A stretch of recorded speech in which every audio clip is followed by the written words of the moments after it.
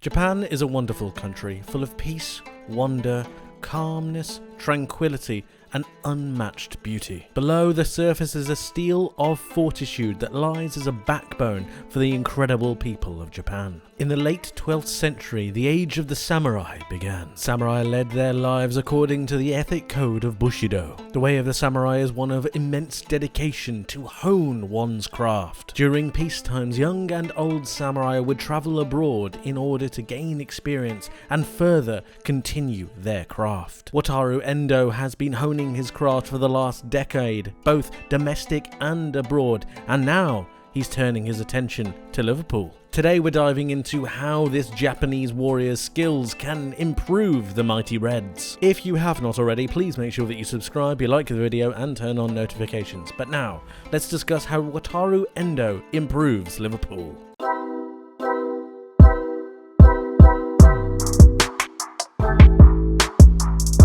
Wataru Endo to Liverpool Football Club. Now, before Liverpool fans start going a little bit crazy at me and saying that he's not Caicedo, he's not Lavia, I still think he improves Liverpool.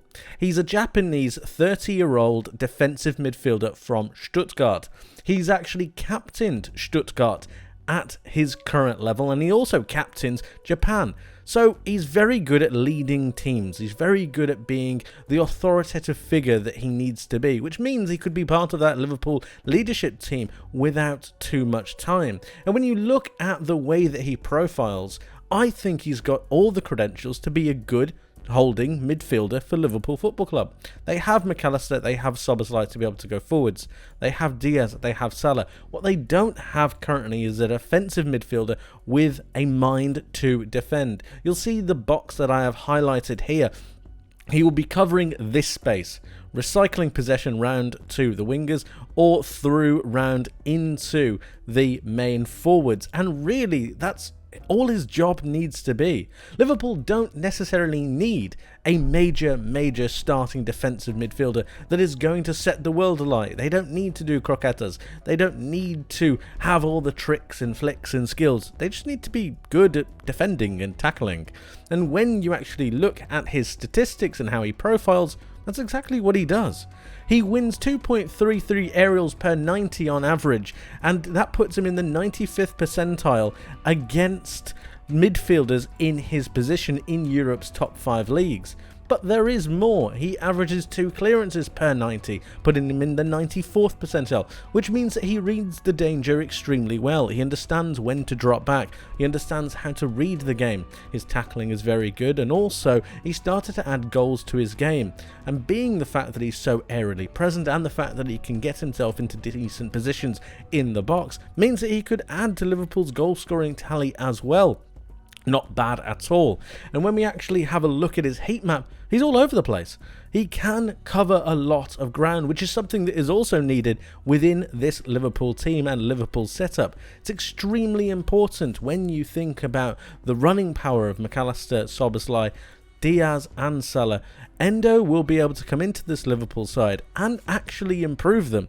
He is a defensive midfielder, which is something that Liverpool currently don't have, and even if they were to sign another one, I think him coming in to play a role, to play something of a bit part side or a part in a side, I think would be absolutely fine. If they weren't to sign another one, I still think he's a very good central defensive midfielder. Anybody who you talk to who has watched Endo for an extended period of time will tell you that it's a shrewd piece of business. It's only £15 million, and before you go a little bit crazy about it, that's not bad at all, especially when you consider the market of today. Declan Rice is going for 100 million, Caicedo is going for 100 million, Romeo Lavia has played about 40 games of professional football and he's going for nigh on 60 million. So Endo is not a bad signing whatsoever, and actually it harkens back to a time when Liverpool was shrewd. They did their business on metrics, the metrics that I've already told you. He's actually in the 76th percentile for non-penalty goals, and for a defensive midfielder that's not bad at all. He is a very, very good addition, and his leadership qualities, I think, will shine through, especially in tough situations that Liverpool might find themselves in.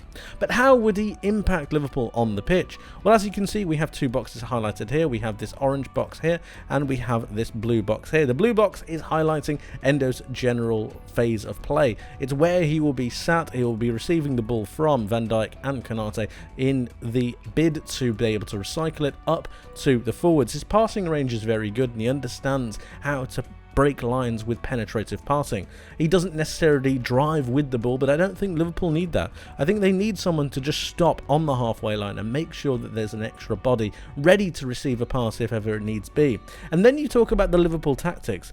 They know, and we know, that they want to get more out of Trent Alexander-Arnold, and we know that one of the ways to do that is to bring him into midfield. However, one of the main problems that Trent found, particularly in the game against Chelsea because it's so recent, was the fact that when Trent came into midfield, he was next to McAllister. McAllister is not essentially the most defensive-minded player. In fact, he's far from it. But Endo would bring something a little bit different. Move Trent into midfield, and Endo can focus on covering Trent's position and his own to allow for Trent to be able to go forwards and do the creative things that we all know he's capable of. Moving the centre-backs round would be absolutely fine, and Endo would be able to cover the runs and the placement of different passes because he is just good at what he does. He's a defensive midfielder. He reads the play. This then allows the likes of McAllister and Szoboszlai to be able to go forwards and naturally have a backbone in Endo to be able to make sure the play goes forwards. I think it's a fantastic signing, considering the fee, considering what Liverpool need. Remember, they don't have a defensive midfielder at the moment. Now they do, and he's not bad. A player who captains his team and captains his country must have some kind of quality about him. And in a Jurgen Klopp system where Jurgen Klopp prides himself on being able to bring up players and improve them, Liverpool fans believe that Jurgen Klopp is one of the best, if not the best manager at improving talent. So surely he'd be able to do something with Endo. I think Endo improves this Liverpool team to no end. Don't get me wrong, there are better players out there.